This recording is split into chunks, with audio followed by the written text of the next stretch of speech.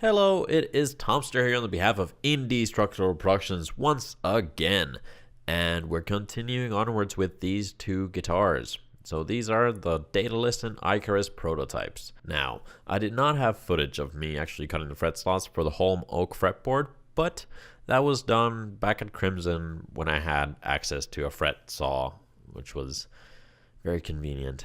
But no matter, I am going to do the other one by hand. Or I did the other one by hand, I should say. Very important, once again, have your center line.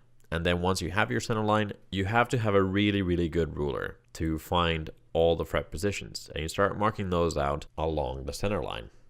I'm not going to go too into it because I have made a tutorial on how to cut fret slots by hand, and I'm gonna put a little link here so you can actually go check that out. It's a little bit more in depth, and that's actually me making my first multi-scale fretboard, so you know, kind of 2-in-1 there.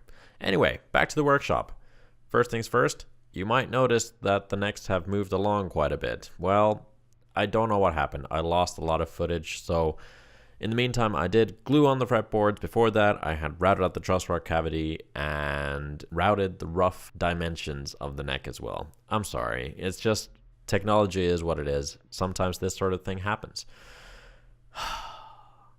Damn. It's annoying though.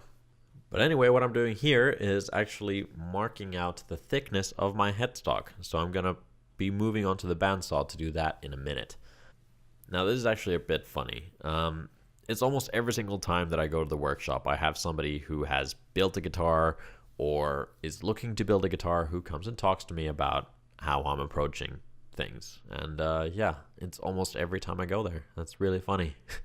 Anywho, yeah, I'm basically using my finger here as a sort of depth stop thing to make sure that I get the same distance all over onto the bandsaw. And again, I cannot stress this enough. Always measure, cut, and then make an initial cut and check whether you're actually getting the cut you want or whether you need to adjust any further than that. And yeah, slowly does it. If you don't want to put too much pressure on the blade at all so it doesn't jump along the grain. Just going at it very slowly and meticulously, I would say. And then when that's done, it's time to do the shape of the headstock. Now, you could very, very easily do this on a router table and using a template and a bearing cutter, but the workshop didn't have good enough cutters for me to use for this purpose. I was afraid of any chipping happening because that had happened to one other guy who had been doing a headstock. And yeah, I didn't want to take chances. Besides, I know my way around a bandsaw very well and a bobbin sander afterwards, so I felt confident in doing it this way. And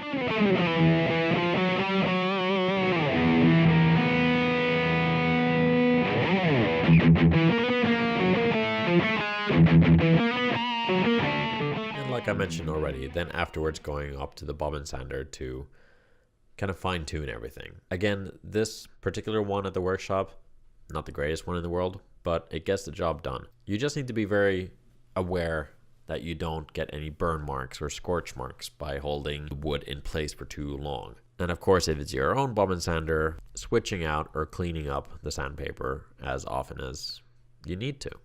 Then moving on to drilling out access for the truss rods. You want to be very careful here as well that you do measure exactly in the middle of your headstock so you know that you'll be hitting your truss rod, or well, not hitting. You don't want to put too much pressure so that you don't go straight through. So you can start off at a higher gear, then move on to a lower gear, and just be very sure of what you're doing while you're doing it. Now, as this comes to a close, thank you very much again for watching. Be sure to hit that like button, comment down below, and subscribe to see more. See you guys next week. Bye-bye.